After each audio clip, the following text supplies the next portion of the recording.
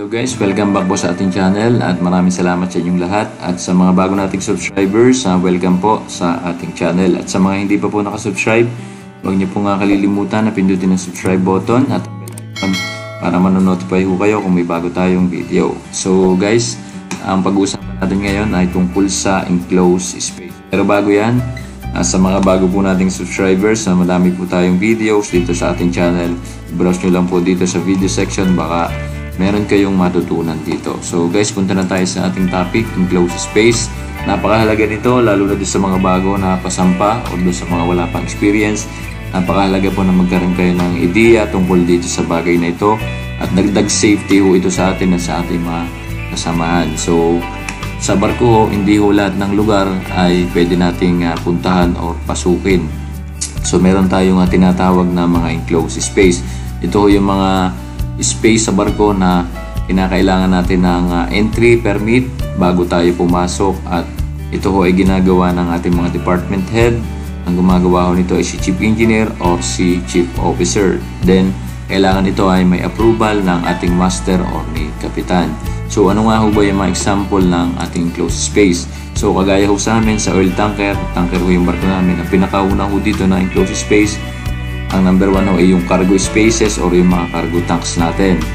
Mga double bottoms, fuel tanks, ballast tanks, yung ating cargo pump rooms, considered ho yan na enclosed space. Yung mga cargo compressor rooms, cofferdams, chain lockers, void space, duct kills, ang ating boiler sa makina ho yan, engine crankcase, mga sewage tank, at yung iba pang mga enclosed space sa barko. So kailangan humalaman nyo yan, magkaroon kayo ng ideya para dagdag safety ho yan para sa atin.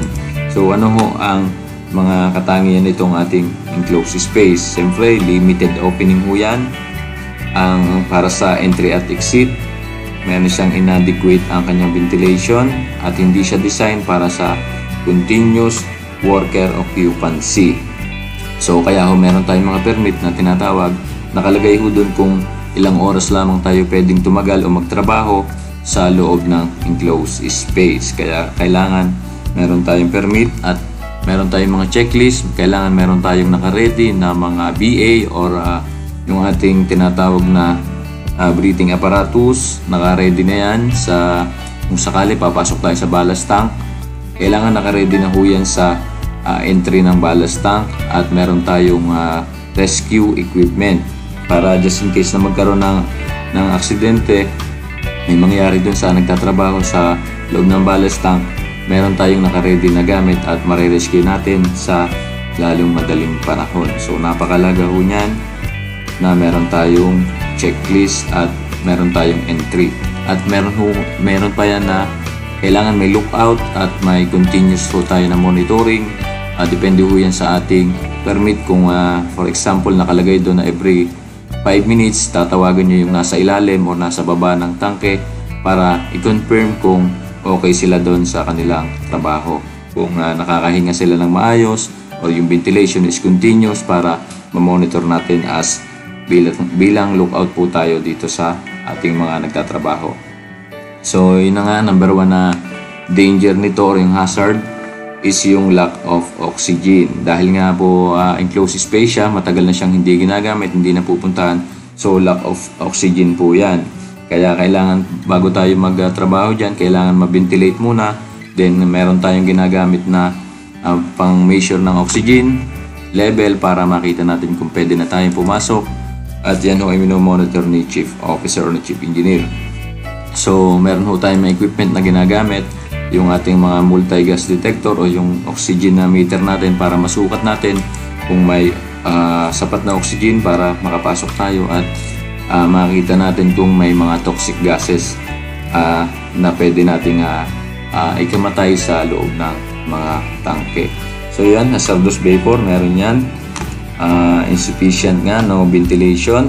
Siyempre, restricted space, inadequate lighting, at maaaring mag-cause ng mga personal injury, mga sleep, trip, and falls dahil walang lighting po. Kailangan po lagyan natin ng ilaw yan bago tayo pumasok. So kasama ho yan sa ating mga checklist na ginagawa ng ating Chief Officer.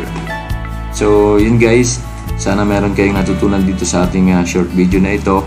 Napakalago ho niyan, lalo na sa mga wala pang experience. So tatandaan nyo ho, hindi lahat ng lugar sa barko pwede natin basta-basta pasukin o puntahan. So kailangan natin magtanong-tanong kung ano yung mga enclosed space na nakalagay sa ating SMS para magkaroon tayo ng ideya at hindi tayo basta-basta papasok o pupunta. So kung kayo naman po ay utusan ng inyong mga kasamaan, so huwag kayong papayag na wala tayong entry permit bago tayo magsimula ng ating mga trabaho.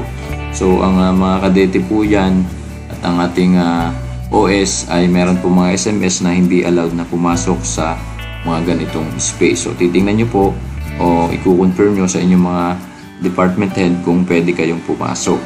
So yun lang po, sana meron kayong natutunan dito at huwag nyo kakalimutan na mag-subscribe, pindutin ang bell icon para manonotify ho kayo kung may bago tayong video. So thank you guys and God bless.